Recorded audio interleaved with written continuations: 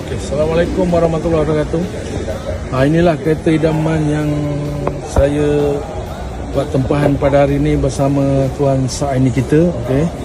Jadi saya tak tahu apa lagi nak cakap lah, tapi saya banyak-banyak ucap terima kasih lah kepada Kedai Masjid Semantan, kepada tempat iaitu Muhammad Abiza bin Haji Mahmud, Tuan Saini bin Jumaat, begitu juga dengan Tuan Ben, Tuan Muhammad Syarif bin Muhammad Saman, yang banyak beri bimbingan kepada saya sehinggalah saya mencapai kejayaan yang saya amat membanggakan lah.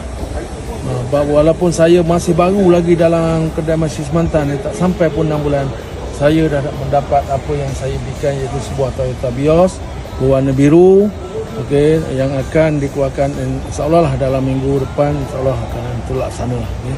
Jadi tak ada apa lagi saya nak berkongsi, cuma saya memesan lah pada semua yang ada, okey, yang rakan-rakan seperjuangan, berjuanglah sehingga ketersisian garisan penamat, insya-Allah segala yang anda impikan akan tercapai. Jadi hari ini terbukti segala apa yang kita usahakan pasti akan membuah kejayaan.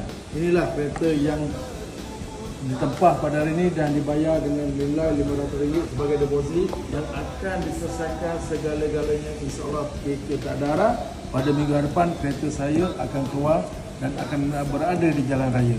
Wabillahi taufiq wal hidayah. Wassalamualaikum warahmatullahi wabarakatuh.